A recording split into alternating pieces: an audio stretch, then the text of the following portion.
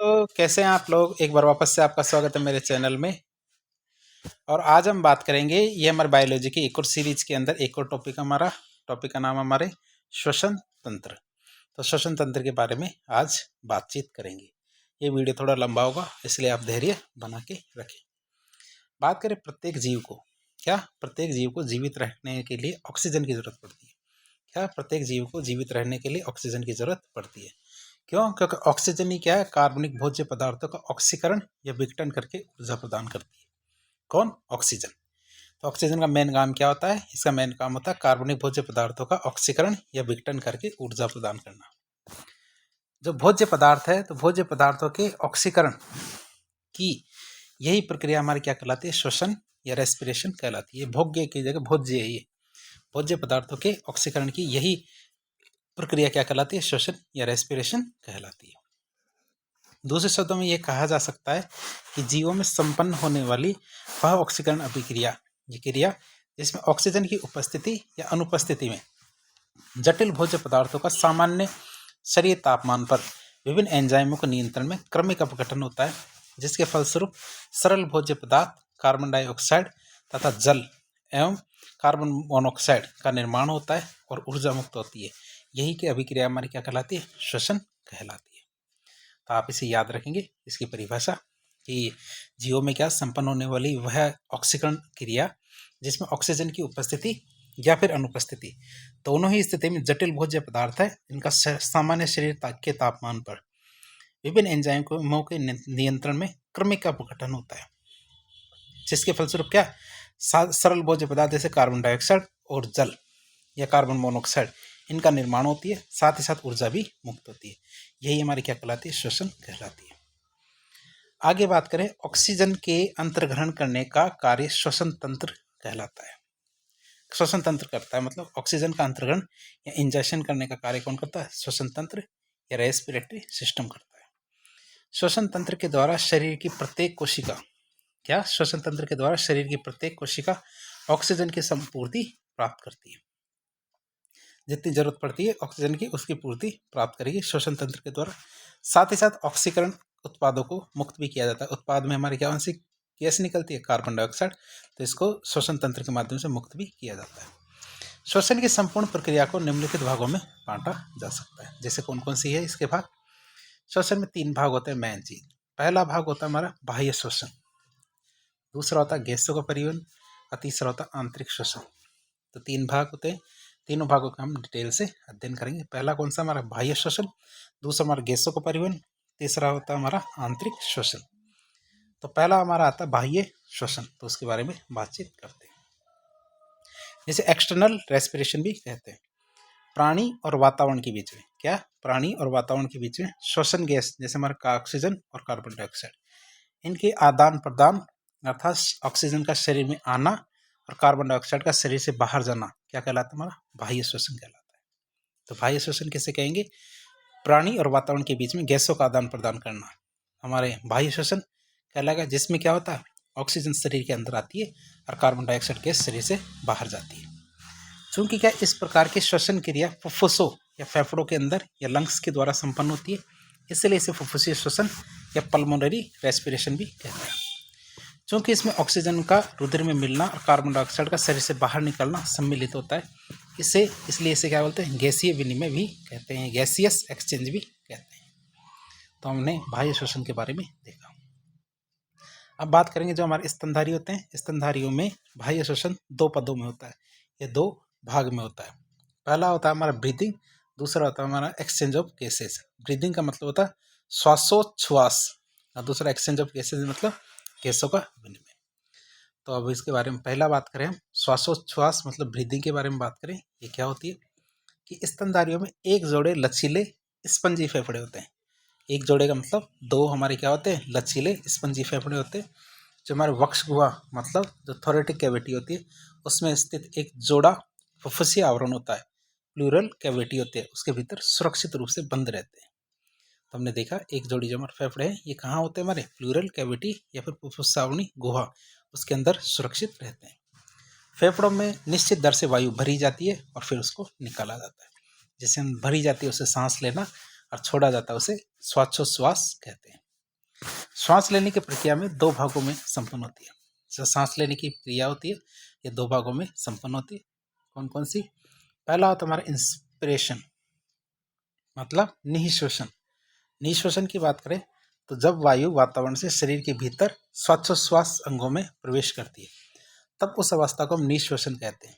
निःश्वसन में क्या होता है कि निःश्वसन में बाह्य अंतरापश्रुक पेशियां सिकुड़ती है। जब हम सांस लेते हैं तो क्या होता है, बाह्य अंतरापश्रुक पेशियां सिकुड़ती है, पसलियां और स्टर्नम ऊपर की ओर और बाहर की ओर खिंचती है, जिससे वक्ष गुहा का आयतन बढ़ जाता है और हमारे अंदर हवा आ जाती है। डायफ्राम की जो रेडियल पेशी है वो सिकुड़ जाती है, जिससे डायफ्राम चपटा हो जाता है, जिससे क्या होता है, वक्ष गुहा का आयतन अग्रपश्च दिशा में बढ़ जाता है। तो हम देख रहे हैं निःश्वसन या इंस्पिरेशन की। वक्ष गुहा का आयतन बढ़ने से दबाव कम हो जाता है और फेफड़े फैल जाते हैं। वायु नासावेश्मो, नेजोफेरिंग्स, ट्रेकिया, ब्रोंक्स, ब्रोंकियोल्स आदि से होती हुई क्या है, फेफड़ों में पहुंच जाती है। गैसों का आदान प्रदान क्या एल्वियोली में होता है, मतलब जो हमारी कुपिकाएं होती है एल्वियोली उनके अंदर होता है फिर क्या, हमारी गैसों का आदान प्रदान। एल्वियोली से ऑक्सीजन विसरित होकर रुधिर में और कार्बन डाइऑक्साइड विसरित होकर हमारे फेफड़ों की एल्वियोली में पहुंच जाती है। तो हम इसको बहुत डिटेल से आगे भी देखेंगे। तो निःश्वास में ये होता है। अब हम बात करें उच्छ्वास, अर्थात जब हम गैसों को छोड़ते हैं। उच्छ्वास एक्सपिरेशन मतलब जब श्वसन के पश्चात कार्बन मोनोऑक्साइड या कार्बन डाइऑक्साइड, इसमें ये को मानिए ये 2 है, कार्बन डाइऑक्साइड युक्त जो वायु होती है इस श्वासोच्छ्वास अंगों से बाहर वातावरण में निकलती है, तो हम उस अवस्था को उच्छ्वास कहते हैं। उच्छ्वास में क्या होता है, आंतरिक इंटरकोस्टल जो पेशियां होती है, इंटरनल जो इंटरकोस्टल मसल्स होती है उनको सिकुड़ने के कारण पसलियां फिर से अपने स्थान पे आ जाती है, जिसका फलस्वरूप क्या था, जो हमारा प्लूरल गुहा होती है तो उस प्लूरल गुहा का आयतन घट जाता है। क्या होता है, प्लूरल गुहा का आयतन घट जाता है और फेफड़ों पर दबाव पड़ने के कारण वह सिकुड़ जाते हैं तथा फेफड़ों में भरी हुई जो हवा है जो उसी पथ से, जिस पथ से वह प्रवेश करती है उसी पथ से बाहर निकलकर वातावरण में चली जाती है। आंतरिक इंटरकोस्टल पेशियों को उच्छ्वास पेशियां भी कहते हैं। क्यों? क्योंकि इनके द्वारा उच्छ्वास संपन्न किया जाता है। अब बात करेंगे हम, जब हम सांस लेते हैं तो सांस लेने में या श्वासोच्छ्वास में वायु का संगठन कितना होता है। तो निःश्वसन के दौरान अंदर ली गई वायु में नाइट्रोजन 79% होती है, ऑक्सीजन 21%, कार्बन डाइऑक्साइड कितनी होती है 0.03%। अर्थात जब हम अंदर लेते हैं सांस, और उच्छ्वास के दौरान जब हम हवा बाहर निकालते हैं तो उसमें नाइट्रोजन 79% होती है, उसमें 21% ऑक्सीजन होती है और क्या होती है, कार्बन डाइऑक्साइड कितनी होती है 4% होती है। तो इसमें देख सकते हैं कि इसकी मात्रा बढ़ जाती है। अब हम बात करेंगे गैसों के विनिमय की। किसकी? गैसों के विनिमय या एक्सचेंज ऑफ गैसेस की बात करें। गैसों का विनिमय फेफड़ों के अंदर होता है। क्या होता है, गैसों का विनिमय कहाँ होता है, फेफड़ों के अंदर होता है। श्वासोच्छ्वास के फलस्वरूप वायु फेफड़े के विभिन्न वायु कोष्ठकों में पहुंच जाती है। जो वायु होती है फेफड़े के जितने वायु कोष्ठक होते हैं जिनको एल्वियोली कहते हैं, वहाँ पर पहुंच जाती है। वायु कोष्ठकों के चारों ओर रक्त कोशिकाओं का एक अत्यधिक घना जाल उपस्थित होता है। जो हमारे वायु कोष्ठक होते हैं कहाँ पे, फेफड़ों के अंदर की बात कर रहे हैं। अब हम बात कर रहे हैं कि हमारे फेफड़े में गैस आ चुकी है। अब फेफड़े से गैस कहाँ जानी है, हमारी रक्त कोशिकाओं के अंदर। रक्त कोशिकाएं होती है तो उनके अंदर जानी है। तो वहाँ पे क्या है, रक्त कोशिकाओं का अत्यधिक घना जाल उपस्थित होता है। इस समय वायु की ऑक्सीजन महीन शिरा कोशिका जो होता है ना, वीनस कार्पोलेरिस, इनकी दीवार से होकर इनके रुधिर में पहुंच जाती है। बदले में रुधिर से कार्बन डाइऑक्साइड कोशिकाओं की दीवार के से बाहर निकलकर बाहर जाने वाली वायु में मिल जाती है। तो इस तरह ऑक्सीजन तो जो हमारी कोशिकाएं होती हैं इनके अंदर आ जाती है और कोशिकाओं में जो कार्बन डाइऑक्साइड होती है वह बाहर निकल जाती है। और ये जो गैसीय विनिमय घुली हुई अवस्था में या विसरण प्रवणता या डिफ्यूजन ग्रेडियंट के आधार पर साधारण विसरण के द्वारा ही होता है। तो इस तरह जैसे जैसे ये कुपिका है और कुपिका से क्या होता है, इसी से जुड़ी हुई क्या होती है, एक वो होगी, जैसे ये रक्त केशिका है, ये एक रक्त केशिका इसके साथ है, इसके साथ जुड़ी हुई रहती है। अब केशिका पे क्या होता है, दाब पड़ता है। दाब पड़ने के कारण क्या होता है कि इसमें से कार्बन डाइऑक्साइड तो कुपिका में आ जाती है और कुपिका की जो ऑक्सीजन है वो कहाँ आ जाती है, हमारी रक्त केशिका के अंदर चली जाती है। यही हमारा क्या, जो हमारे जो विनिमय है गैसों का वह कहलाएगा। फिर हम आगे बात करें, फेफड़ों में जो ऑक्सीजन और कार्बन डाइऑक्साइड गैसों का विनिमय उनके दाब के अंतर के कारण होता है। क्यों? क्योंकि ऑक्सीजन, अब इसको ठीक से देख लेते हैं। वायुकोपिक वायु होती है एल्वेलर एयर में, ऑक्सीजन का दाब तो 100 mmHg होता है, जबकि शिरा केशिका के रुधिर में ऑक्सीजन का दाब 37 mmHg होता है। इसके दबाव के अंतर के कारण ऑक्सीजन शिरा की कोशिका की ओर विसरित हो जाती है। क्यों? क्योंकि शिरा के अंदर तो इसका दाब 37 mmHg होता है, हाइड्रोजीरम होता है, और बाहर कितना होता है? 100। तो हमेशा ये तो आपको पता होगा, चीज़ें अधिक दाब से कम दाब की तरफ गति करती है, तो बाहर से अंदर की तरफ ऑक्सीजन गति करेगी। अब इसका उल्टा होगा हमारे किस में? कार्बन डाइऑक्साइड में। वो कैसे देखेंगे कि इसी तरह कार्बन डाइऑक्साइड का कुपिक दाब कितना होता है? 40 mmHg होता है, जबकि शिरा केशिका में कितना होता है? 46 Hg। तो आप इसको दोबारा से मैं आपको समझा दूं कि मैं क्या समझाना चाहता हूँ, कि जैसे ये तो हमारी कुपिका है, क्या ये तो हमारी कुपिका है, और कुपिका के चारों तरफ क्या है? हमारी रक्त केशिका। ये रक्त केशिका हमारी कुपिका के चारों तरफ। अब मेन चीज़ ये है, एक नियम होता है कि जो वायुदाब जिसका ज़्यादा होता है तो ज़्यादा से कम की तरफ चीज़ें गति करती है। सबसे पहले ऑक्सीजन की बात करें।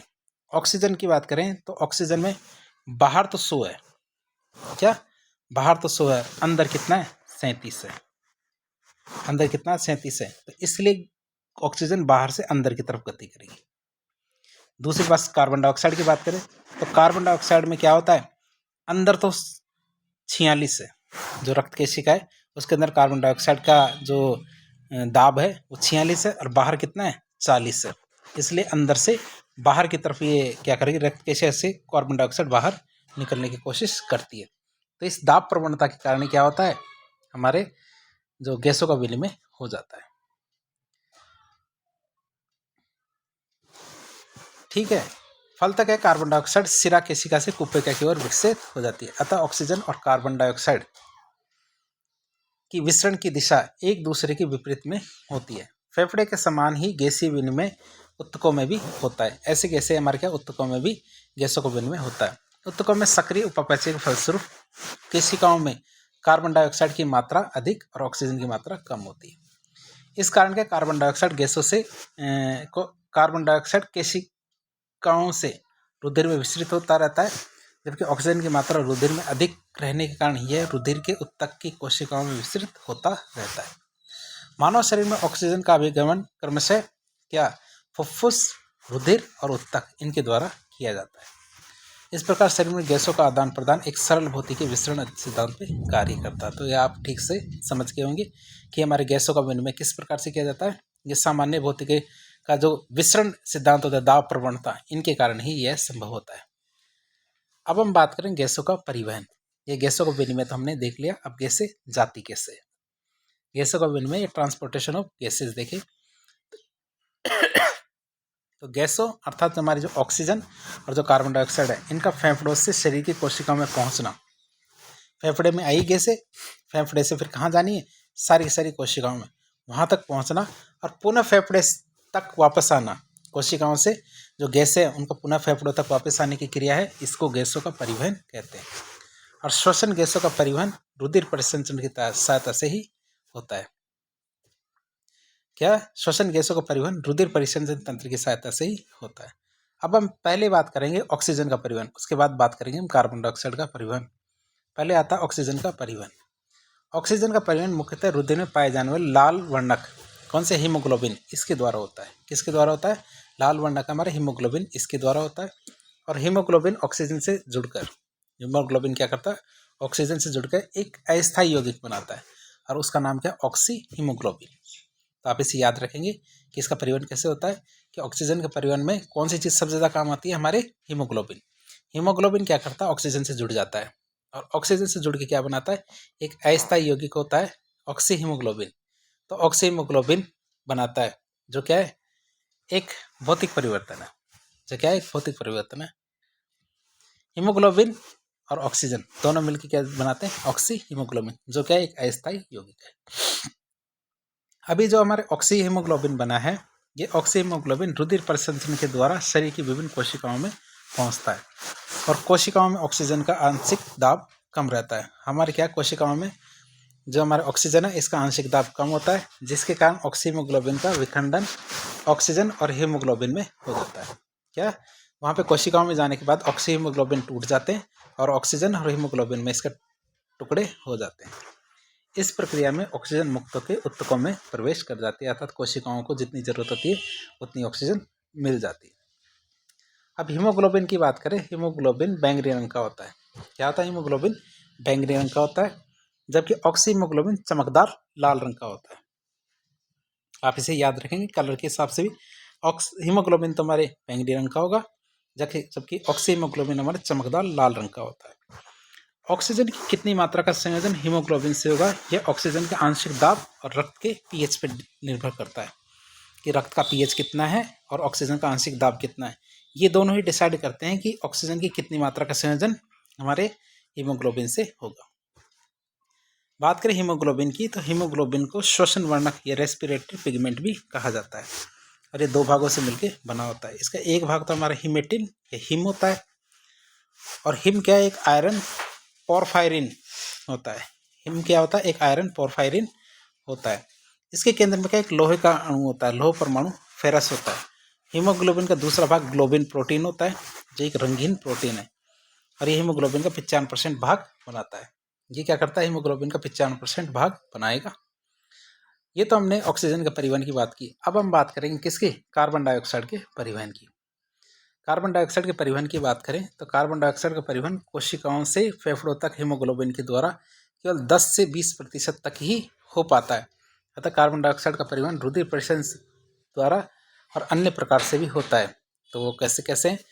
तो कार्बन डाइऑक्साइड आती तो हमारे हीमोग्लोबिन के साथ है, लेकिन जाती सारी की सारी नहीं है। वो केवल 10 से 20% ही हमारे हीमोग्लोबिन से जुड़ के जाती है।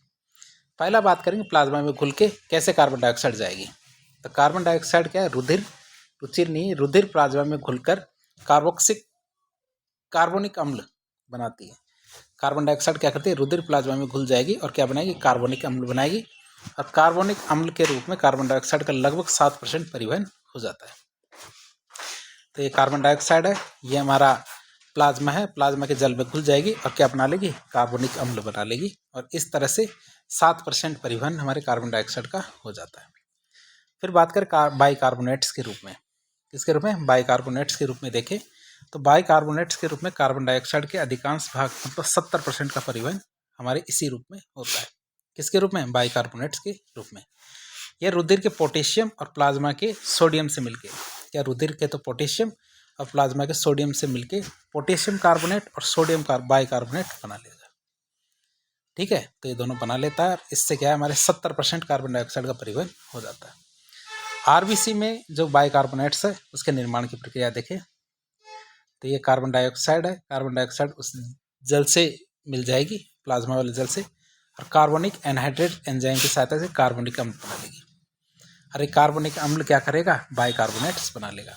जैसे कि हम उदाहरण देखें, कार्बन डाइऑक्साइड, जल और Na2CO3 ये तीनों मिलके सोडियम बाइकार्बोनेट बना लेते हैं।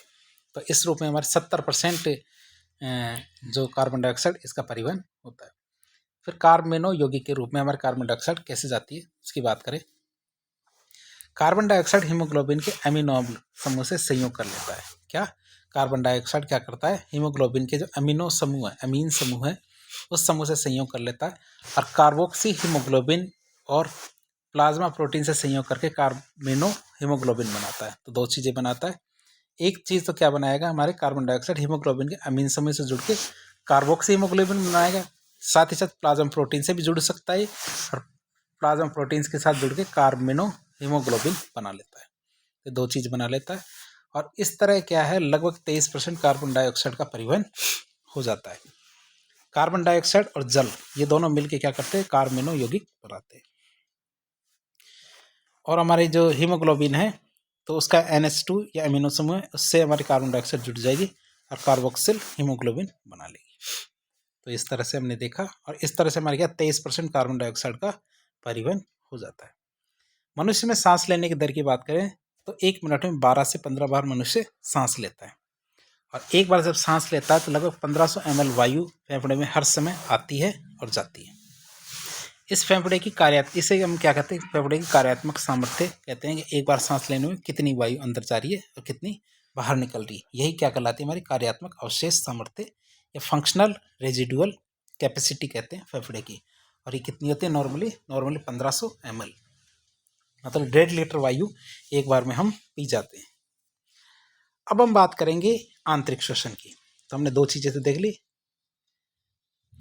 अब हम किसकी बात करेंगे, आंतरिक श्वसन की बात करें। तो शरीर के अंदर रुधिर और उत्तक, शरीर के अंदर क्या, रुधिर और उत्तक द्रव के बीच में होने वाले गैसीय विनिमय को क्या, शरीर के अंदर रुधिर और उत्तक द्रव के बीच में होने वाले गैसीय विनिमय को आंतरिक श्वसन कहते हैं। फेफड़े में होने वाले गैसीय विनिमय को बाह्य श्वसन कहते हैं। चूंकि आंतरिक श्वसन कोशिकाओं के अंदर होता है, अतः इसे कोशिकीय श्वसन या सेलुलर रेस्पिरेशन भी कहते हैं। आंतरिक श्वसन और या फिर हमारे कोशिकीय श्वसन, इसमें कौन कौन सी क्रियाएं होती हैं, इसके बारे में हम बातचीत करेंगे।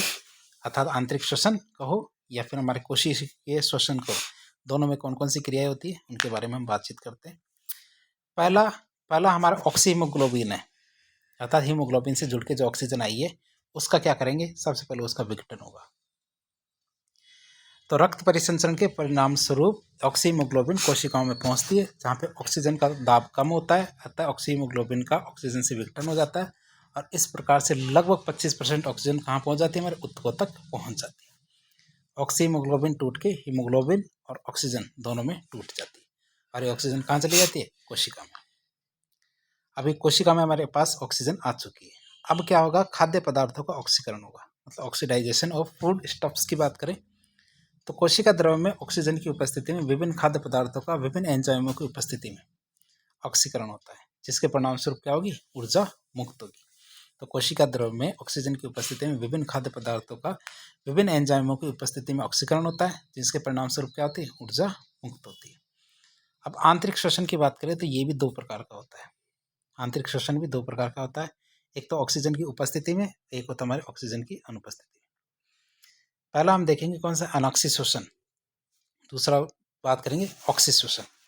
सबसे पहले हम बात करें ऑक्सी श्वसन, अनॉक्सी श्वसन के बारे में। ये एनॉर्बिक रेस्पिरेशन की बात करें तो वो श्वसन जो ऑक्सीजन की अनुपस्थिति में होता है, तो ऐसा श्वसन जो ऑक्सीजन की अनुपस्थिति में होता है अनॉक्सी श्वसन कहलाता है।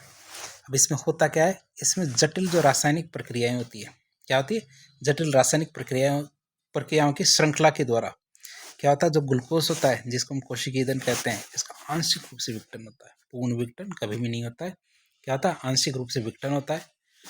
ग्लूकोज का यह आंशिक विघटन 12 एंजाइमों की सहायता से कोशिका द्रव में ही हो जाता है। जो हमारा ग्लूकोज है तो उसका जो आंशिक विघटन है 12 एंजाइमों की सहायता से कोशिका द्रव में संपन्न होता है और इसके अंतर्गत होने वाले संपूर्ण प्रक्रम को हम क्या बोलते हैं, ग्लाइकोलाइसिस कहते हैं। तो हम इसको दोबारा से देख लें आपके लिए, दोबारा से आपको बता देते हैं हमारे अनॉक्सी श्वसन के बारे में। तो वह श्वसन जो ऑक्सीजन की अनुपस्थिति में होता है अनॉक्सी श्वसन कहलाएगा और इसमें क्या होता है, इसमें जटिल रासायनिक प्रक्रियाओं की श्रृंखला द्वारा ग्लूकोज जिसको हम कोशिकीय ईंधन कहते हैं, इसका आंशिक विघटन होता है।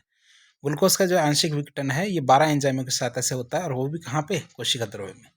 इसके अंतर्गत होने वाला जो संपूर्ण प्रक्रम है इसको हम क्या बोलते हैं, ग्लाइकोलाइसिस कहते हैं। बात करें अनॉक्सी श्वसन की, तो अनॉक्सी श्वसन का अंतिम उत्पाद क्या होता है, पायरुविक अम्ल। क्या होता है, पायरुविक अम्ल होता है इसका अंतिम उत्पाद। इस संपूर्ण प्रक्रम में 4 अणु एटीपी का निर्माण होता है। एक बार परीक्षा में पूछ लिया गया था कि जो हमारा अनॉक्सी श्वसन होता है, अनॉक्सी श्वसन के परिणाम स्वरूप जब पायरुविक अम्ल का निर्माण होता है तो उसमें कितने एटीपी ऊर्जा मुक्त होती है, तो उसमें 4 एटीपी ऊर्जा मुक्त होती है, जिसमें 2 अणु एटीपी ऊर्जा इस प्रक्रम में संपन्न होने वाली ऊर्जा में खर्च हो जाती है। अर्थात जो ये हमारी कार्य हुआ है, ग्लाइकोलाइसिस का कार्य हुआ है जो हमने देखा है, इस कार्य को करने में हमारे 2 एटीपी ऊर्जा खर्च हो जाती है। तो इस तरह में कुल मिला के 2 एटीपी का शुद्ध लाभ होता है। क्या होता है, 2 एटीपी का शुद्ध लाभ होगा इसमें। क्यों, क्योंकि बनते तो 4 है लेकिन खर्च कितने हो जाते हैं, 2। तो शुद्ध रूप से में लाभ कितना हुआ, 2 एटीपी का लाभ हुआ, किसमें, ग्लाइकोलाइसिस की क्रिया में। अब बात करेंगे आगे, इसमें क्या, ग्लूकोज अणु के आंशिक विखंडन के कारण उसमें उनसे लगभग 7% ऊर्जा मुक्त हो पाती है। शेष ऊर्जा पायरुविक अम्ल के बंधन में ही संचित रहती है। तो हमें देख रहे हैं जब ग्लूकोज का अणु टूटता है, ग्लूकोज के अणु से जितनी भी ऊर्जा निकलनी चाहिए तो अनाक्षिक श्वसन के अंदर केवल 7% ऊर्जा ही मुक्त हो पाती है, बाकी की हमारे 93% ऊर्जा कहाँ रह जाती है, पायरुविक अम्ल के अंदर ही संचित रह जाती है। और जो बची हुई ऊर्जा है आणविक ऑक्सीजन की उपस्थिति में पायरुविक अम्ल के पूर्ण विघटन के बाद ही मुक्त हो पाती है। जब ऑक्सीजन की उपस्थिति में हमारे पायरुविक अम्ल का विखंडन होगा, उसके बाद क्या बात बची हुई हमारे 93% ऊर्जा मुक्त होगी। यदि पायरुविक अम्ल को स्थायी रूप से आणविक ऑक्सीजन बिल्कुल उपलब्ध नहीं हो पाएगी, तब यह चरण स्थायी हो जाएगा और पायरुविक अम्ल लैक्टिक अम्ल, एथिल या फिर एथिल अल्कोहल में बदल जाएगा। यदि फिक्स हो जाए कि पायरुविक अम्ल को अब ऑक्सीजन नहीं मिलेगी, तो पायरुविक अम्ल किस में बदल जाएगा, लैक्टिक अम्ल में या फिर एथिल अल्कोहल में कन्वर्ट हो जाएगा। परिणाम स्वरूप पौधों, मांसल, फलों, जीवाणुओं, फफूंदों, इनमें पायरुविक अम्ल का परिवर्तन किस में हो जाता है, एथिल अल्कोहल में, और कार्बन डाइऑक्साइड जाके मुक्त हो जाएगी। तो हम इसको अभिक्रिया में भी देख लें। जैसे हमारी ग्लूकोज है, ग्लूकोज किस में चेंज हो जाता है, हमारे एथिल अल्कोहल में, जिसका सूत्र क्या है, C2H5OH। साथ ही साथ क्या, कार्बन डाइऑक्साइड गैस मुक्त हो जाएगी और ऊर्जा कितनी निकलेगी, 210 किलो जूल।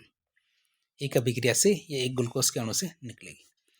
जंतुओं में जो पेशियों में आणविक ऑक्सीजन की स्थिति में पायरुविक अम्ल का परिवर्तन लैक्टिक अम्ल में हो जाए, तो क्या होगा, ये ग्लूकोज है, इससे हमने क्या बना लिया, एथिल अल्कोहल की जगह लैक्टिक अम्ल बना लिया। तो कितनी ऊर्जा मुक्त होगी हमारी, 150 किलो जूल। तो हमने देखा कि यदि एथिल अल्कोहल बनता है तो हमारे 210 किलो जूल ऊर्जा मुक्त होती है, जबकि हमारा लैक्टिक अम्ल बनता है तो 150 किलो जूल ऊर्जा ही मुक्त होगी। और ये कब बात कर रहे हैं हम, जब उसको प्रॉपर ऑक्सीजन नहीं मिलती है। यदि जीव को प्रॉपर ऑक्सीजन नहीं मिलेगी तभी ऐसा होगा। क्यों, क्योंकि हम बात किसकी कर रहे हैं, हम अनाक्षिक श्वसन की बात कर रहे हैं, जहाँ ऑक्सीजन उपलब्ध नहीं है। अब आप सोचेंगे ऐसी कौन सी जगह है जहाँ ऑक्सीजन उपलब्ध नहीं है। अभी मान लीजिए हमारे शरीर के अंदर जो जीवाणु है, जो शरीर के अंदर जीवाणु है, उनको ऑक्सीजन कहाँ से मिलेगी, हम तो ले लेंगे, तो उनको ऑक्सीजन नहीं मिलती है। इस वजह से बात करें अनाक्षिक श्वसन की, तो अनाक्षिक श्वसन प्राय जीवों में गहराई में स्थित जो उत्तक होते हैं और अंकुरित होने वाले बीज होते हैं, फलों में अल्प समय के लिए होता है, हमेशा नहीं होता है। अनाक्षिक श्वसन को शर्करा किण्वन भी कहते हैं। तो अनाक्षिक श्वसन हमने देख लिया। अब हम बात करेंगे ऑक्सीय श्वसन की। किसकी, ऑक्सीय श्वसन की बात करेंगे, एरोबिक रेस्पिरेशन की बात करेंगे। कोशिकीय श्वसन का यह चरण कोशिका के अंदर माइटोकॉन्ड्रिया में संपन्न होता है। कहाँ पे, माइटोकॉन्ड्रिया में होता है। जैसे हम क्या कहते हैं, ऑक्सीय श्वसन करते हैं, और हमारे ऑक्सीय श्वसन की बात करें तो ये कहाँ संपन्न होती है, हमारे माइटोकॉन्ड्रिया में। कहीं भी आपसे प्रश्न पूछा जाए कोशिकीय श्वसन कहाँ होता है, तो आपको जवाब क्या देना, हमारे माइटोकॉन्ड्रिया में होता है। इस चरण में विभिन्न रासायनिक प्रतिक्रियाओं की एक श्रृंखला अनेक एंजाइमों की सहायता से पायरुविक अम्ल का पूर्ण ऑक्सीकरण होता है। क्या होता है, पायरुविक अम्ल का पूर्ण ऑक्सीकरण होता है, और अंत में कार्बन डाइऑक्साइड और जल उत्पाद के रूप में बनते हैं, और ढेर सारी रासायनिक ऊर्जा मुक्त होती है, जो किस रूप में संचित हो जाती है, एटीपी के रूप में। तो इसके फलस्वरूप क्या होता है, बहुत सारी ऊर्जा मुक्त होती है, जो एटीपी के रूप में संचित हो जाती है। अब हम बात करेंगे इस चरण के अंत में क्या 36 एटीपी अणु प्राप्त होते हैं। कितने, 36 एटीपी अणु प्राप्त होते हैं। इस प्रकार संपूर्ण कोशिकीय श्वसन से एक अणु ग्लूकोज से 38 एटीपी अणु हमें प्राप्त होंगे। तो आप इसे याद रखेंगे। जो पहले हमने देखा ग्लूकोज से हमने पायरुविक अम्ल बनाया, तो उसमें हमें 2 एटीपी ऊर्जा प्राप्त हुई थी, और इससे हमें क्या होता है, 36 एटीपी प्राप्त होंगे। तो दोनों को मिलाएंगे तो कितने एटीपी हो जाएंगे, 38 एटीपी। अरे 2021 के आरएस की परीक्षा में पूछा गया सवाल था कि एक ग्लूकोज के अणु से हमें कितने एटीपी ऊर्जा प्राप्त होती है। तो इसका जवाब कितना आएगा हमारा, 38 एटीपी, न कि 36 एटीपी। तो आपको ये बताना है और इस चीज़ को याद रखना है। जो 38 एटीपी शब्द है, इसको याद रखना है। एक ग्लूकोज के अणु के टूटने से हमें कितनी ऊर्जा प्राप्त होती है, 38 एटीपी ऊर्जा प्राप्त होती है। एक अणु ग्लूकोज के पूर्ण विखंडन या पूर्ण ऑक्सीकरण के फलस्वरूप कुल ऊर्जा का मान 55 से 60% तक जीवों को उपलब्ध हो पाता है। शेष ऊर्जा हमारी ऊष्मा के रूप में खर्च हो जाती है। जितनी भी ऊर्जा बनती है वह केवल 55 से 60% ही काम आ पाती है, बाकी तो सारी ऊर्जा किस में खर्च हो जाती है, ऊष्मा के रूप में। जैसे कि हमारे ये ग्लूकोज है, ये ऑक्सीजन है, ये दोनों जुड़े, ऑक्सीजन की उपस्थिति में कार्बन डाइऑक्साइड और जल बना, और 2860 किलो जूल ऊर्जा मुक्त हुई। अब हमने इसको ध्यान से तो देख लिया। अब ध्यान से देख लिया, अब इसके बाद हम क्या करते हैं, दोनों में अंतर देख लेते हैं। यदि आपकी मेंस की परीक्षा में ऐसा पूछ लिया जाए ऑक्सीय श्वसन और अनॉक्सीय श्वसन में अंतर क्या है, तो बात करें ऑक्सीय श्वसन और अनॉक्सीय श्वसन में अंतर क्या है, तो यह ऑक्सीजन की अनुपस्थिति में होता है। नाम में अनॉक्सीय श्वसन है, तो ये दूसरा ऑक्सीजन की उपस्थिति में होता है। ऑक्सीशोषण में संपूर्ण प्रक्रिया कोशिका द्रव्य में संपन्न होती है, जबकि ऑक्सीशोषण में हमारे पहले चरण में तो कोशिका द्रव्य में और दूसरे चरण में हमारे माइटोकॉन्ड्रिया में संपन्न होती है। अब ऑक्सीशोषण की बात करें तो ऑक्सीशोषण में ग्लूकोज का आंशिक रूप से आंशिक ऑक्सीकरण होता है।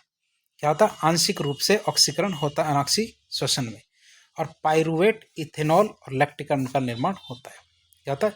पाइरुवेट, इथेनॉल या फिर हमारे लैक्टिक अम्ल का निर्माण होता है। जबकि ऑक्सीशोषण में ग्लूकोज का पूर्ण ऑक्सीकरण होता है। क्या होता है? पूर्ण ऑक्सीकरण होता है तथा कार्बन डाइऑक्साइड तथा जल का निर्माण होता है। किसका निर्माण होता है? कार्बन डाइऑक्साइड तथा जल का निर्माण होता है। बात करें आगे तो इसमें ग्लूकोज के 1 ग्राम जो अणु होते हैं उसमें एटीपी के 2 अणु भी बनते हैं। 1 ग्राम जो ग्लूकोज होता है तो उससे क्या होता है? 2 एटीपी अणु ही मिलते हैं। और इसमें ग्लूकोज के 1 ग्राम अणु से एटीपी के कितने अणु बनते हैं? 38 अणु। कितने अणु बनेंगे? हमारे 38 एटीपी हमें प्राप्त होते हैं 1 ग्राम ग्लूकोज से।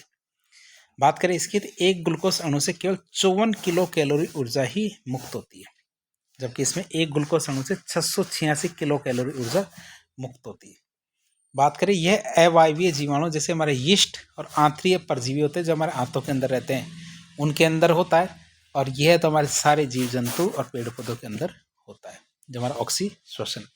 तो इसको आप लिख के याद करें ताकि ये चीज़ें आपको याद हो सके।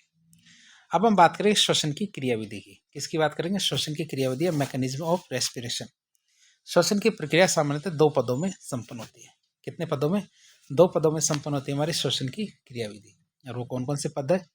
पहला पद आता है हमारा ग्लाइकोलाइसिस और दूसरा पद आता है हमारा क्रेब्स चक्र। तो आप इसे याद रखेंगे। श्वसन की प्रक्रिया 2 पदों में या 2 चरणों में संपन्न होती है।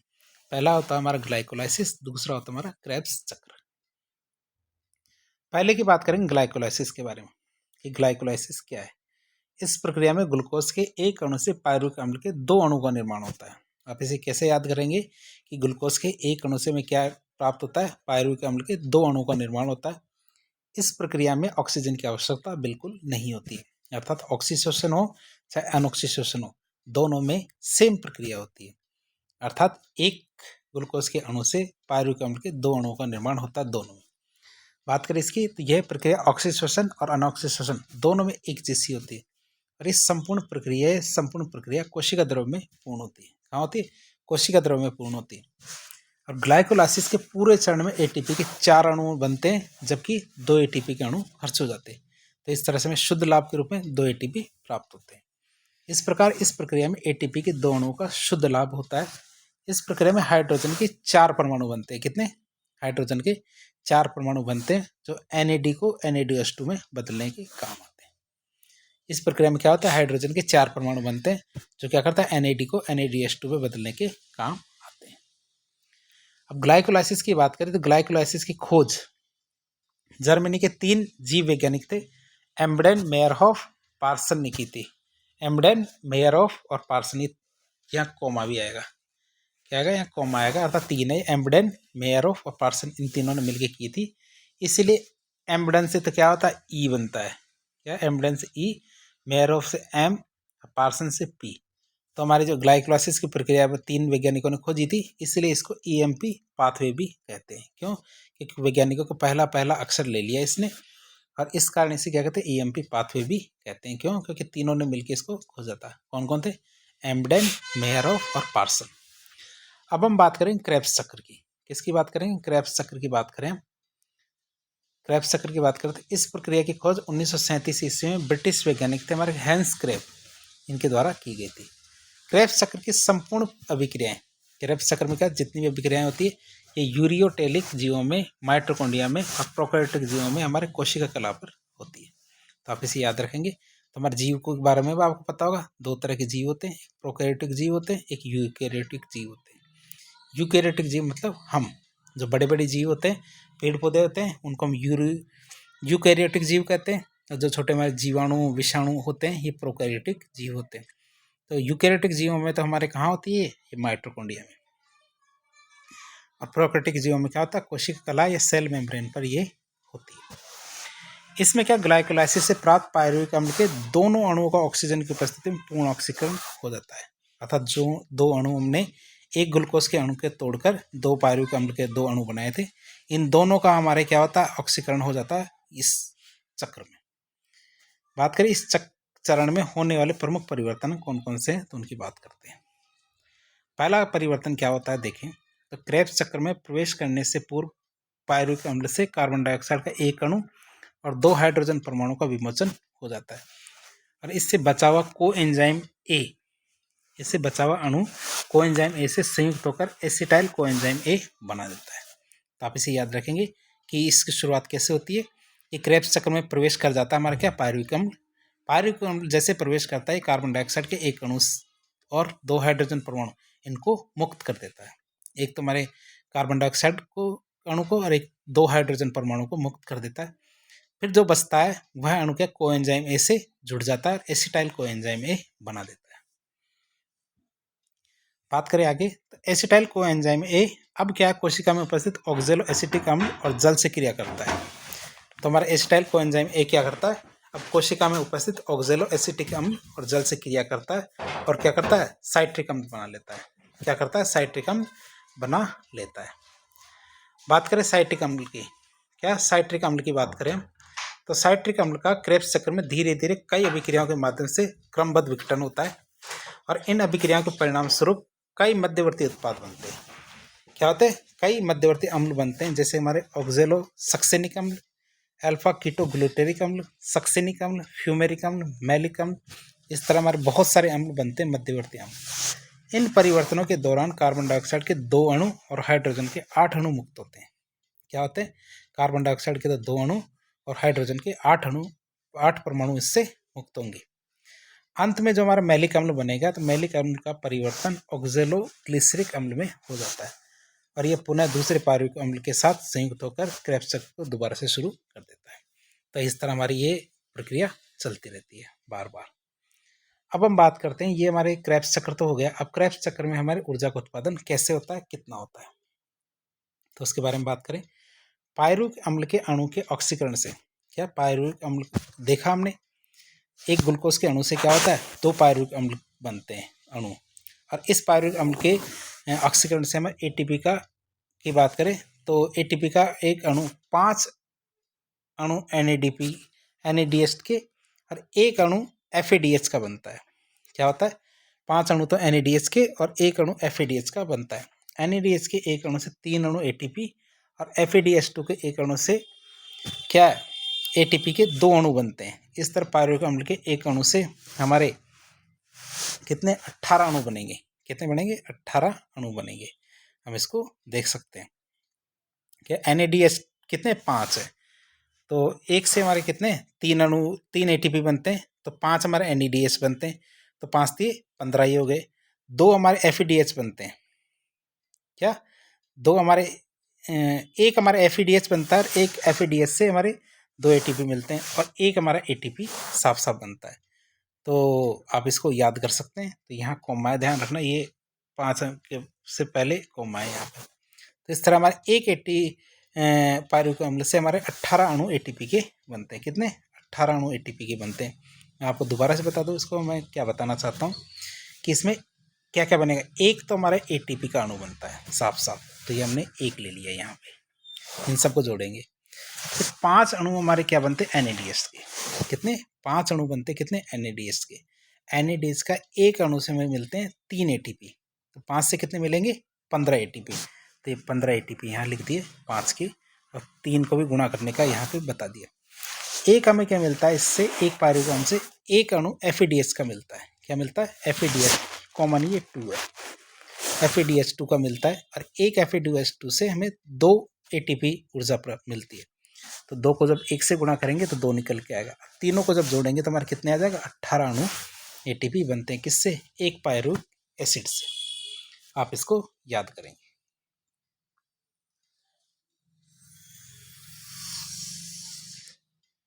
अब आगे हम बात करते हैं, चूंकि ग्लूकोज के एक अणु से 2 अणु पायरुविक अम्ल के बनते हैं, इसलिए पायरुविक अम्ल के 2 अणुओं से हमारे 18 दूनी 36 अणु ATP प्राप्त होते हैं। ग्लाइकोलाइसिस के दौरान 2 ATP अणुओं का लाभ पहले ही हमने देख लिया था, वो हो गया था। इसलिए एक ग्लूकोज के अणु से हमें 2 + 36 मतलब कुल मिला के 38 एटीपी हमें प्राप्त होंगे। स्पष्ट है कि हमारे तंत्र में अधिकतम एटीपी अणु का उत्पादन क्रेब्स चक्र के दौरान ही होता है, और वो कितना होता है, हमारे लगभग 36 एटीपी अणु का निर्माण होता है। अब ये तो हमारे थोड़े से टेक्निकल बातें हो गई। अब जो सिंपल, जिसके लिए हम श्वसन तंत्र को पढ़ते हैं कि हमारे नाक कहाँ होती है, कान कहाँ होते हैं, उनके बारे में बात करते हैं। मतलब मनुष्य का श्वसन तंत्र, तो वो तो गणित की चीज़ें थी एक तरह की, लेकिन वो भी जरूरी थी। परीक्षा में वही चीज़ें पूछी जाती है, इनकी चीज़ें बात आनी बंद हो गई है। इनकी जो श्वसन तंत्र की मेन चीज़ें, श्वसन तंत्र की बात करें तो मनुष्य का श्वसन तंत्र कई अंगों से मिलकर बना होता है। इन अंगों में सबसे महत्वपूर्ण होते हैं हमारे फेफड़े और फुफ्फुस, जहाँ पे क्या होता है, गैसों का विनिमय, एक्सचेंज ऑफ गैसेज होती है। इस कारण इसे फुफ्फुसीय श्वसन भी कहते हैं। मनुष्य के श्वसन तंत्र के अंतर्गत वे सारे अंग आते हैं जिनसे होकर वायु का आदान प्रदान होता है। जैसे मनुष्य में हमारा नासिका छिद्र, नॉस्ट्रिल्स, स्वरयंत्र लैरिंक्स, श्वसन तंत्र और श्वसन नली ट्रैकिया और फेफड़े, ये सब क्या होते हैं, हमारे श्वसन अंग कहलाते हैं। बात करें मनुष्य के श्वसन तंत्र के कौन कौन से अंग हैं, अंगों की बात करेंगे। अब पहला आता हमारा नासिका, जिसका नॉस्ट्रिल्स कहते हैं। मनुष्य में नासिका क्या है, मुख द्वार के ठीक ऊपर स्थित होती है। जहाँ हमारा मुंह होता है, मुंह के ठीक ऊपर हमारी कौन सी होती है, नासिका या नाक होती है। इसमें 2 लगभग गोलाकार नासिका छिद्र पाए जाते हैं, जिन्हें कहते हैं एक्सटर्नल नॉस्ट्रिल्स या नेरेस भी कहते हैं, जो अंदर की ओर 2 अलग अलग दाईं और बाईं नासिका वेश्मों या नेजल जो चेंबर है उनके अंदर खुलते हैं। दोनों नासिका वेश्म एक ऊंची लंबवत अस्थि की बनी नासा पट्टिका के द्वारा एक दूसरे से अलग होते हैं। ठीक है, तो इससे क्या होगा कि हम दोनों के दोनों, एक नासा पट्टिका है, उनसे दोनों के दोनों नासा वेश्म अलग अलग रहते हैं। नासिका वेश्म का छोटा अग्रभाग, जिसमें नासिका बाह्य नासिका का छिद्र खुलता है, प्रघाण या प्रकोष्ठ जिसे वेस्टिब्यूल कहते हैं। इस भाग में सामान्यतः रोमयुक्त त्वचा का स्तर होता है। क्या होता है, रोमयुक्त त्वचा का स्तर होता है। और इसकी बात करें नाक के बाल की, प्रघाण के पीछे क्या है, नासावेश्म। प्रघाण के पीछे नासावेश्म का छोटा ऊपरी भाग घ्राण क्षेत्र या ऑल्फैक्टरी रीजन तथा मध्य और निचला भाग हमारा श्वसन क्षेत्र या रेस्पिरेटरी रीजन कहलाता है। अब हम बात कर लेंगे किसके बारे में, बात करेंगे हम इसके चित्र के बारे में बात कर लेते हैं, जो सभी का फेवरेट है। इसके बिना श्वसन तंत्र को श्वसन तंत्र ही नहीं माना जाता, जबकि श्वसन तंत्र तो पुराना। बात करें, ये हमारे नासा द्वार है। क्या नासा द्वार है, ये हमारे मुख गुहा है। क्या ये हमारे मुख गुहा है, यहाँ से सांस आती है, यहाँ से हम खाना खाते हैं, दोनों एक साथ मिल जाते हैं। यहाँ पे हमारी ग्रसनी है और ये हमारा कंठ है। ठीक है, अब यहाँ पे एपिग्लोटिस होता है। एपिग्लोटिस क्या करता है, भोजन को जो हमारे श्वास नली है इसमें जाने से रोकता है। फिर ये हमारे उपास्थिल वलय अर्थात सी आकार के छल्ले हैं, गोल गोल गोल गोल दिख रहे हैं, ये सी आकार के छल्ले, ये श्वसन नली को पिचकने से रोकते हैं। क्यों, क्योंकि खोखली होती है, नर्म होती है, अगर यहाँ सांस ना आए तो पिचक सकती है, तो ये पिचकने से इसको रोकते हैं। फिर हमारी ये फुफ्फुस है, फुफ्फुस मतलब हमारे फेफड़े, और ये कहाँ फंसे रहते हैं, हमारे पसलियों के बीच में। ये हमारी श्वसनीय अर्थात ट्रेकिया, फिर श्वसनिका, ट्रेंक्यूल्स जो है अंदर देखेंगे तो अंदर आके छोटे छोटे गुब्बारे जैसी संरचना दिख रही है। नीचे भूरे रंग का एक चित्र दिख रहा है, ये वाला, तो ये वाला क्या है, डायफ्राम है। जब हम सांस लेते हैं तो ऊपर की तरफ चला जाता है, जब हम सांस छोड़ते हैं तो नीचे की तरफ आ जाता है।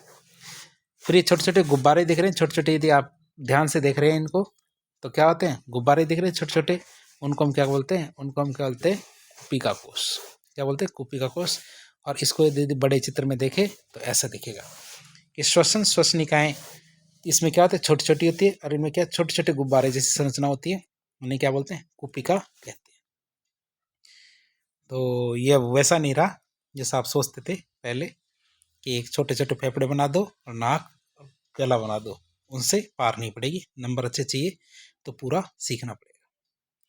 बात करें आगे हम, तो मनुष्य में घ्राण क्षेत्र अत्यंत छोटा होता है। घ्राण क्षेत्र मतलब जिससे हम सांस लेते हैं वो अत्यंत छोटा होता है, जिसके कारण मनुष्य में सूंघने की क्षमता कुछ निम्न स्तनधारी होती है उनकी तुलना में कम होती है। अर्थात जो हमारे कुत्ते होते हैं और भी जीव होते हैं, उनमें क्या सूंघने की क्षमता मनुष्य से ज़्यादा होती है। नासिक क्यों, क्योंकि हमारे जो छेद होते हैं छोटे छोटे होते हैं, इसलिए।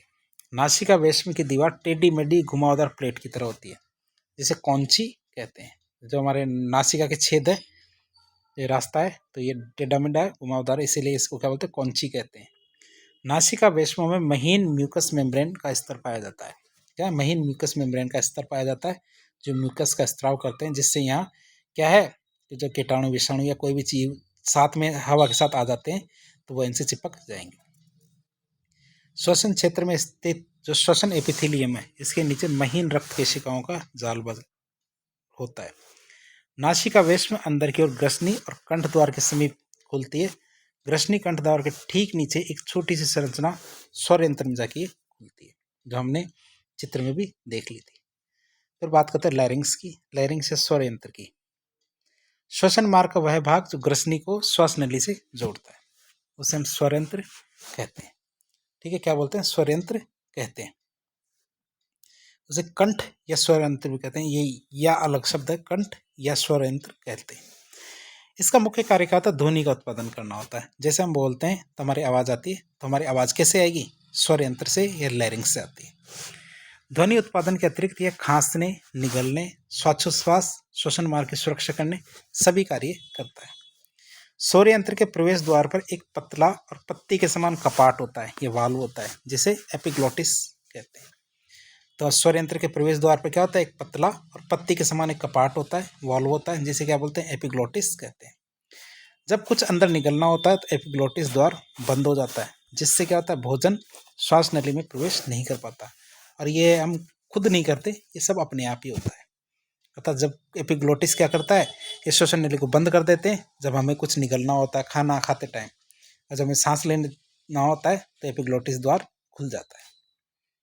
और ये हमारे हाथ में नहीं है, ये अपने आप ही होता रहता है। और यदि गलती से बंद ना हो तो हमें खांसी आती है और खांसते ही रहते हैं। हम सोचते हैं मिर्ची लग गई, मिर्ची लग गई, मिर्ची लग गई, लेकिन ऐसा कुछ नहीं होता। भोजन का कुछ अंश क्या है, हमारे श्वसन नली में प्रवेश कर जाता है, जिससे क्या हमें बार बार खांसी आती है जब तक वो बाहर ना निकल जाए। बात करेंगे हम श्वसन नली की या फिर ट्रेकिया की। स्वर यंत्र श्वसन नली या ट्रेकिया से जुड़ा हुआ होता है। दूसरे शब्दों में कहें तो स्वर यंत्र लैरिंग्स पीछे की ओर श्वसन नली या ट्रेकिया में जाके खुलता है। श्वसन नली क्या 11 सेंटीमीटर लंबी नली होती है, जिसका व्यास 16 mm का होता है। श्वसन नली की दीवार पतली दीवार को मजबूती प्रदान करने के लिए बहुत से उपास्थि के बने हुए अपूर्ण वलय क्रम में होते हैं। इनकी संपूर्ण लंबाई में सजे होते हैं। तो हमारे सी आकार के छल्ले होते हैं, उनके बारे में बातचीत कर रहे हैं। ये वलय क्या करते हैं? श्वसन नली से वायु के बाहर निकलते समय उसे पिचकने से रोकते हैं। और श्वसन नली नीचे की ओर वक्ष गुहा या थोरेसिक जो कैविटी है उसमें जाके पहुंचती है। श्वसन नली लास्ट में कहाँ जाके आएगी? हमारी थोरेसिक कैविटी में जाके पहुंचती है, और यहाँ पे ये विभाजित हो जाती है, और विभाजित होकर 2 ब्रोंकियाई या फिर श्वसनियों में बट जाएगी। तो हमने पहले देखा कि ये श्वसन नली है। श्वसन नली आगे जाके क्या होती है? 2 भागों में बट जाती है, और 2 भाग क्या कहलाएंगे? हमारे ब्रोंकियाई, श्वसनिया कहलाएगी। आप इनको याद करेंगे। वीडियो को आप दोबारा देखें ताकि आपको चीज़ें और अच्छे से याद हो। यहाँ ये विभाजित होकर 2 श्वसनियों में बट जाती है। श्वसनियों में भी श्वसन नली की तरह उपास्थि वलय या जो हमारे कार्टिलेजेस रिंग्स होती है ये पाई जाती है। प्रत्येक श्वसनी फेफड़े में प्रवेश करके तुरंत श्वसनिकाओं में विभाजित हो जाती है, अर्थात ब्रोंकियल्स में विभाजित हो जाएगी। तो ये विभाजन का क्रम चलता ही रहता है। बात करें आगे तो नासिका से श्वसनिकाओं तक श्वसन तंत्र का संपूर्ण आंतरिक भाग पक्ष्माभिकीय एपिथेलियम का बना होता है। किसका बना होता है? पक्ष्माभिकीय सिलिएटेड एपिथेलियम का बना होता है पूरा का पूरा आंतरिक भाग श्वसन तंत्र का। फेफड़ों के अंदर प्रत्येक श्वसनिका पुनः पतली शाखाओं में विभाजित हो जाती है, जिन्हें हम वायु कोष्टिका वाहिनिका कहते हैं, एल्वुलर डक्ट्स कहते हैं। अरे वाहिनिका अनेक छोटे छोटे वायुकोप कोपनी कोशे या वायुकोश या फिर हमारे एल्वुलाई में जाके खुलती है। ये पैनीय शय, इसमें एक लाइन और खींच लेना शय पे। मनुष्य के दोनों फेफड़ों में करीब 3 × 10⁸ वायुकोश पाए जाते हैं, अर्थात इनकी संख्या कम नहीं होती। इस प्रकार मनुष्य के फेफड़े में श्वसन गैसों के आदान प्रदान के लिए लगभग 400 से 800 फीट सतह उपलब्ध हो जाती है, ताकि गैसों का आदान प्रदान अर्थात ऑक्सीजन अंदर चली जाए और कार्बन डाइऑक्साइड बाहर निकल जाए। तो ये हमारे होती है। अब हम बात करेंगे किसकी?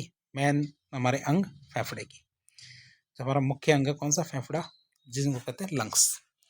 मनुष्य के वक्ष गुहा या थोरेसिक कैविटी में जो मनुष्य की वक्ष गुहा या जो हमारी थोरेसिक कैविटी है, तो थोरेसिक कैविटी में एक जोड़ी शंखवाकार फेफड़े होते हैं।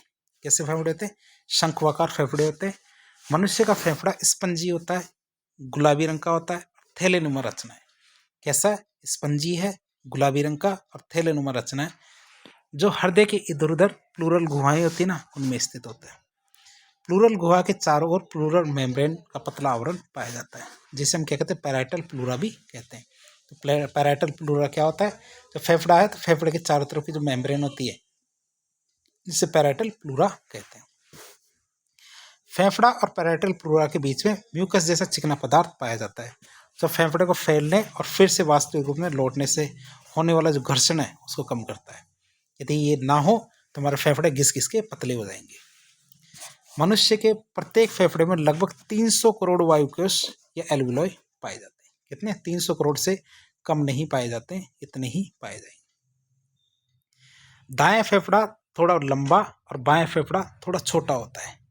आप ये याद रखेंगे, दाएं फेफड़ा, ये कई बार परीक्षा में आ चुका है। ये वाली चीज़ जो हमारे एबीसीडी की परीक्षाएं होती है, इनमें आता है कि बताइए कौन सा फेफड़ा बड़ा होता है, कौन सा फेफड़ा छोटा होता है। तो दायां फेफड़ा थोड़ा लंबा और बायां फेफड़ा थोड़ा छोटा होता है। दायां फेफड़ा 3 पालियों में और बायां फेफड़ा 2 पालियों को मिलके बना होता है। दाएं फेफड़े में तो कितने? 3 पालियां होती है और बाएं फेफड़े में क्या होती है? 2 ही पालियां होती हैं। जो हमारे प्लूरल मेम्ब्रेन है फेफड़ों को सुरक्षा देती है। फेफड़े संकुचनशील होते हैं, अर्थात पिचक भी सकते हैं और फैल भी सकते हैं। यदि हम श्वास नली में फूंक मारेंगे तो फेफड़े कैसे फैल जाएंगे? जैसे कोई गुब्बारा फैल गया हो। कई बार यूट्यूब में जो रील्स देखे होंगे आपने, तो यदि आप इसको डाल के देखेंगे तो आपको इसका उदाहरण भी मिल जाएगा। इसमें कई बार क्या फूंक मारते हैं वो गुब्बारे की तरफ फैल जाते हैं हमारे फेफड़े, तो इसका डेमो दिखाया गया है। वक्षीय गुहा के पसलियों के संकुचन और शीतलन से वक्षीय गुहा का आयतन बढ़ता है और घटता है, जिसके कारण वायु फेफड़ों के अंदर प्रवेश भी करेगी और बाहर भी निकलेगी। अब हम डायफ्राम की बात करेंगे। डायफ्राम के बारे में बताने से पहले मैं आपको बता दूं डायफ्राम कहाँ था। तो हमारे चित्र देखा था हमने, तो ये इसमें जो ब्राउन कलर का था ये हमारा डायफ्राम था। नीचे ये डायफ्राम है। डायफ्राम क्या होता है? जैसे हम सांस लेते हैं तो ऊपर की तरफ चला जाएगा, सांस छोड़ते हैं तो ये नीचे की तरफ आ जाता है। तो उसके बारे में बातचीत करेंगे डायफ्राम के। और ये हमारी कोशिकाएं थी, तो बाकी सारी चीज़ें तो आप समझ ही गए होंगे। बात करें हम डायफ्राम की, तो डायफ्राम के बारे में बातचीत करते हैं। डायफ्राम क्या है? हमारे वक्षीय गुहा का निचला जो फर्श होता है वह क्या एक पतले पट्टी के द्वारा बंद होता है। तो एक पट्टी होती है एक तरह की जिसके द्वारा बंद होता है, जिसे हम क्या बोलते हैं? डायफ्राम कहते हैं। ये वक्ष और उदर के बीच में गुंबद के समान पेशीय सेप्टम होता है। सेप्टम का मतलब होता है एक परत होती है एक तरह की। ये क्या करता है? देह गुहा को 2 भागों में बांटता है, एक तो अग्रवक्ष गुहा और एक पश्च उदर गुहा। क्या है? जो देह गुहा है उसको 2 भागों में बांटती है। इसके ऊपर वाला तो अग्र है और पश्च वाला नीचे। ये वक्ष गुहा के तरफ उठा रहता है। उच्च वक्ष के समय डायफ्राम चपटा हो जाता है। तो ये कुछ खास बातें थी डायफ्राम के बारे में। आगे हम बात करते हैं 2 पेशियों के बारे में। तो हमारे पसलियां परशुक पेशियों की बात करें तो स्तनधारियों में वक्ष गुहा एक बंद बक्से के समान गुहा होती है। क्या होती है? वक्ष गुहा क्या होती है? एक बंद बक्से के समान एक गुहा होती है, जो वक्ष और कशेरुक दंड अधर तल पर स्टर्नम, पार्श्व और पसलियों से, पश्च और डायफ्राम से, अग्र और गर्दन से घिरी हुई रहती है। तो इतनी सारी चीज़ों से हमारे ये जो हमारी वक्ष गुहा है ये घिरी हुई रहती है। और पास की पसलियों के बीच में 2 प्रकार की पेशियां पाई जाती है। और वो कौन कौन सी पेशियां? कई बार परीक्षा में इन पेशियों के नाम पूछ लिए जाते हैं। एक तो हमारे बाह्य अंतरपर्शुक पेशी होती है और एक अंतरपर्शुक पेशी है। तो हमारे टेक्निकल टर्म्स सारी खत्म हो चुकी है। अब हम बात करेंगे यदि कोई बंदा डूब जाता है तो उसको निकालते हैं हम, क्या करते हैं? उसको कृत्रिम श्वसन देते हैं। तो कृत्रिम श्वसन क्या होता है उसकी बात करें। जल में डूबने या बिजली का करंट लगने से, क्या? जल में डूबने और बिजली का करंट लगने पर जब किसी व्यक्ति की श्वसन क्रिया रुक जाए तो कृत्रिम रूप से हमें श्वसन देना पड़ता है। तो कृत्रिम श्वासोच्छ्वास क्रिया का सहारा लेना पड़ता है। इसके द्वारा फेफड़ों में पुनः संचालन या वेंटिलेशन संभव हो पाता है, अर्थात दोबारा से उसका सांस लेना शुरू हो जाता है। यदि किसी भी व्यक्ति को कृत्रिम श्वसन देना हो तो कैसे देंगे? अमुक व्यक्ति, मतलब जो जल में डूब गया या बिजली का करंट लग गया, उस व्यक्ति को पीठ के बल लेटा देंगे। उसकी गर्दन के नीचे हाथ रखकर उसे ऊपर की तरफ उठाना चाहिए, जिससे उसकी गर्दन खिंच जाए और उसका वायुमार्ग खुल जाए और वो सांस लेना शुरू करे।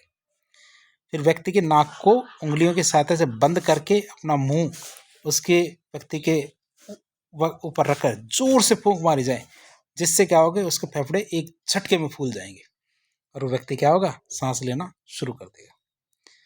अब क्या करेंगे, मुख को हटा लेना चाहिए जिससे निश्वास संभव हो सके। अर्थात ऐसे नहीं फूंक मारे जाए, एक बार फूंक देके, लंबी सी फूंक देके मुंह को हटा लो। यह क्रिया 1 मिनट में 10 से 15 बार करो। इस प्रकार उस व्यक्ति में पुनः श्वसन क्रिया दोबारा से शुरू हो जाएगी, यदि उसकी श्वसन क्रिया रुक गई है तो। अब हम बात करेंगे इस प्रकार इस विधि के द्वारा प्रथम उपचार के रूप में दुर्घटना में ग्रसित व्यक्ति की जान बचाई जा सकती है। अब मेन चीज आती है, कई बार परीक्षा में पूछ लिया जाता है, जब हम सांस लेते हैं सांस छोड़ते हैं, दोनों में क्या अंतर है। अब हमारे निश्वसन और उच्छ्वास में क्या अंतर है, उसकी बात करें। इंस्पिरेशन और एक्सपिरेशन दोनों में क्या अंतर है। जब हम सांस लेते हैं तो क्या होता है, और सांस छोड़ते हैं तो ऐसा क्या होता है। पहला निश्वसन, जब वायुमंडल की वायु का फेफड़ों में प्रवेश किया जाता है तो इसे निश्वसन कहते हैं। उच्छ्वास किसे कहते हैं, जब फेफड़ों में भरी हुई वायु का फेफड़ों से बाहर निकालने की क्रिया होती है, कि जो अंदर की वायु है उसको बाहर निकालना है। इंस्पिरेशन या निश्वसन क्या होता है, इसमें फेफड़ों में वायुदाब कम होता है। उच्छ्वास में क्या होता है, इसमें फेफड़ों में वायुदाब ज़्यादा रहता है। निश्वसन में क्या होता है, इसमें डायफ्राम की अरीय पेशियां हैं, ये सिकुड़ जाती है, जिससे डायफ्राम क्या होता है, चपटा हो जाता है। इसमें डायफ्राम की अरीय पेशियां शिथिल हो जाती है, जिससे डायफ्राम क्या होता है, गुंबद के समान हो जाता है। बात करें बाह्य अंतरापृष्ठ पेशियों और अंत अंतरापृष्ठ पेशियों की, जो इंटर कार्टिलेजिनस भाग है, ये सिकुड़ते हैं, जिससे वक्षकंडी बाहर की ओर खिंच जाती है। मतलब डायफ्राम बाहर की तरफ खिंच जाएगा। और इसमें क्या होता है, अंतरापृष्ठ जो पेशियां हैं इनके सिकुड़ने और बाह्य अंतरापृष्ठ पेशियों के सिकुड़ने से क्या, शीतलन से वक्षकंडी अंदर की ओर खिंच जाती है, डायफ्राम अंदर की ओर खिंच जाएगा। इसमें प्लूरल गुहाओं का आयतन अधिक होता है और इसमें प्लूरल गुहाओं का आयतन कम होता है। तो ये हमारे सांस लेना और सांस छोड़ना, इन दोनों में अंतर है। तो ये खास आप लिख के इसको याद करें। अब एक छोटी सी और लास्ट में जानकारी देख लेते हैं जाते जाते। श्वसन भागफल, अर्थात कि हम जो भी खाना खाते हैं उस खाने से हमें कितनी ऊर्जा प्राप्त होती है। तो श्वसन क्रिया के दौरान उपयोग में लाए गए संपूर्ण ऑक्सीजन और इस दौरान उत्पन्न हुई कार्बन डाइऑक्साइड की गैसीय विनिमय अनुपात को हम श्वसन भागफल कहते हैं या रेस्पिरेटरी क्वोटेंट कहते हैं। कई बार आपको पूछ लिया जाए तो आपको बताना होगा कि श्वसन भागफल या रेस्पिरेटरी क्वोटेंट किससे कहते हैं। तो श्वसन क्रिया के दौरान उपयोग में लाए गए संपूर्ण ऑक्सीजन और इससे उत्पन्न हुई कार्बन डाइऑक्साइड दोनों के अनुपात को हम क्या बोलते हैं, श्वसन भागफल कहते हैं। तो श्वसन भाग मतलब रेस्पिरेटरी क्वोटेंट। तो इसमें कार्बन डाइऑक्साइड का कुल उत्पादन कितना हुआ है और इसमें हमने ऑक्सीजन कितनी काम में ली है, दोनों का अनुपात हमारे क्या कहलाता है, श्वसन भागफल या रेस्पिरेटरी क्वोटेंट। अब बात करें विभिन्न भोज्य पदार्थों के लिए जो हमारे श्वसन भागफल का मान भिन्न भिन्न होता है। यह एक तरह का मापन होता है जिसे देखकर उसमें प्रयुक्त होने वाले खाद्य पदार्थों की पहचान की जाती है। प्रत्येक खाद्य पदार्थ का अपना निश्चित श्वसन भागफल होता है और ये लास्ट जानकारी हमारी आज की। और किस खाद्य पदार्थ से हमें कितनी ऊर्जा प्राप्त होगी इससे पता चलेगा। कार्बोहाइड्रेट में क्या, जितनी कार्बन डाइऑक्साइड काम मिलेंगे, ऑक्सीजन काम मिलेंगे, उतनी कार्बन डाइऑक्साइड बनती है। तो इसका क्या है, भागफल 1 रहता है। वसा में 0.7 रहता है, अर्थात 1 से कम रहता है। अर्थात कि कार्बन डाइऑक्साइड कम बनती है, ऑक्सीजन ज़्यादा काम में ली जाती है। कार्बनिक अम्ल होते हैं तो इसमें क्या है, 4 से ज़्यादा होती है। इसमें कार्बन डाइऑक्साइड तो ज़्यादा काम में ली जाती है और ज़्यादा निकलती है और ऑक्सीजन कम से कम काम आती है। और प्रोटीन में क्या है, ऑक्सीजन ज़्यादा काम आती है और कार्बन डाइऑक्साइड कम से कम निकलती है। तो आप याद रखेंगे, कार्बोहाइड्रेट का तो 1 होता है, वसा का 0.7 मतलब 1 से कम, कार्बनिक अम्ल का 1 से ज़्यादा मतलब 4.0, तो प्रोटीन का 0.8 या 1 से कम रहता है। तो इस तरह आज हमने श्वसन तंत्र के बारे में सब कुछ जानने का प्रयास किया, मानव श्वसन तंत्र के बारे में। तो इस प्रकार के इन्फॉर्मेटिव वीडियो देखने के लिए हमारे चैनल से जुड़े। वीडियो पसंद आता है तो वीडियो को लाइक करें, चैनल को सब्सक्राइब करें, अपने दोस्तों के साथ शेयर करें। यदि आपके कोई सुझाव हो तो कमेंट बॉक्स में बताएं। धन्यवाद।